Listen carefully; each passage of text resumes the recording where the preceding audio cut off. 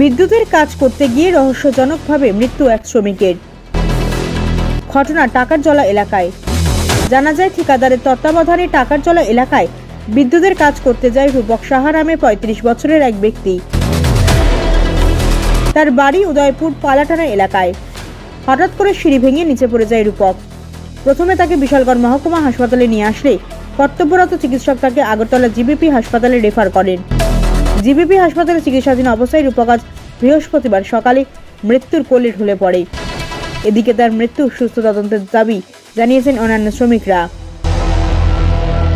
অন্যান্য শ্রমিকদের ধারণা, বিদ্যুতের কাজ করার সময় বন্ধ থাকা বিদ্যুৎ লাইনে আচমকাই বিদ্যুৎ আসতেই তার মৃত্যু হয়েছে বলে দাবি করছেন শ্রমিকরা। তবে যেভাবেই মৃত্যু হোক শ্রমিক রূপক সাহার, তবে মৃত্যুর পর রূপক সাহার পরিবারের দায়ভার কি গ্রহণ করবে রূপক সাহার মালিক সেই ঠিকাদার? এটাই এখন চাঞ্চল্যকর প্রশ্ন। Bureau report, Janabarta news. করার কারণটা কি? এটা তো আমরা বলতে পারতেছি না। আমরা দুজনে একসাথে আপনারা যেহেতু কইতাছেন সিঁড়ি ভাঙ্গিয়া পড়ছে। না, সিঁড়ি ভাঙছে না। সিঁড়ির মধ্যে তো আমিও আছিলাম। আচ্ছা, সিঁড়ি জায়গাতেই আছে।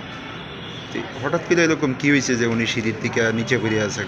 তো উনি তো আর নতুন কাজ করে না নিশ্চয়ই। এক্সপিরিয়েন্স কাজ করতেছে। কি হয়েছে বা আপনারা যে হাসপাতালে নিয়েছেন ডাক্তারবাবুরা কি কইছে? ডাক্তারবাবুরা তো কখনো কিছু বলছে না। পুষ্পনার রিপোর্টালে ফোন দেবে, ডাক্তারবাবুরা বলতেছে ভিতরে পড়ছে যে ভিতরে ব্লাড ইনফেকশন হয়েছে।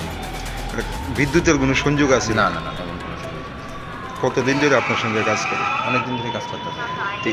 যে জায়গার মানে কাজ করতে আসলো ওই জায়গাটার নাম কি? এটা টাকারজলা গোলাঘাটি। এখন কি আপনার দপ্তরের কোনো আধিকারিক বা অফিসার আইসেনি, খোঁজখবর নিছেনি? হ্যাঁ, তারা সবাই আইছে মোটামুটি। টাকারজলা বিদ্যুৎ দপ্তরের কর্মী হতো? না না, আমরা এমনি কাজ করি, লেবার। কিভাবে কাজ করেন, মানে হাজিরা হিসাবে? হাজিরা হিসাবে। কত টাকা হাজিরা? 500 টাকা। করতে গিয়েছে না উনি, তারা বলতেছে লেবাররা বলতেছে সিরিজ ভাঙ্গা বইরে আছে উপর থেকে। কিসের কাজ করতে গেছে? ইলেকট্রিকের কাজ করতে গেছে। কোন জায়গাতে এটা? এটা হচ্ছে টাকারজলা। সঙ্গে যারা আসছিল ওনার সঙ্গে মানে তাদের বক্তব্য কি বা আপনারা কি জানলেন? তাদের বক্তব্য হয়েছে সিরিজ ভাঙ্গা বইরে আছে উপর থেকে ঢুকেছে। আমরা সব হচ্ছে কারেন্ট লাগবে। তাদের কাছ থেকে জানানোর চেষ্টা করছে? তার কাছে হয়তো আছে, লোক আছে, একজন আছে। উনি তো নতুন কাজ করার কথা না না, অনেক দিন কাজ করতেছে। সিঁড়ি মানে এই একটা গুরুত্বপূর্ণ কাজের মধ্যে কি মনে হয়, মানে সিঁড়ির তারা এই ড্রাইভারের সিঁড়ি নিয়ে একেবারে গেল বা সিঁড়ি কেমনি ভাঙলো সেইটা তো দেখার তারা ব্যাপার। আমি আর লোকে গেছি না, লোকে যাইলে বুঝতাম আমি গেছি। পরে আপনারা কিভাবে খবর পাইছেন? ফোন করছে বাড়িতে ফোন করছে আমার। আপনারা কি হাসপাতালে গেছিলেন না জায়গা? না, আমি এই হসপিটালে এসেছি। হাসপাতালে কে নিয়েছে? ওই লগের লোক আসলো 2-3 জন, তারা নিয়েছে। তারা বলে 10 জন কাজে গেছিল। কোন হাসপাতাল নিয়েছে? প্রথম বিশালগড় হসপিটাল, তারপরে যে জীবিতে। জীবিতে আনার পর মৃত্যু হয়েছে কোন সময়? মৃত্যু হয়েছে 6:30। গতকালকে?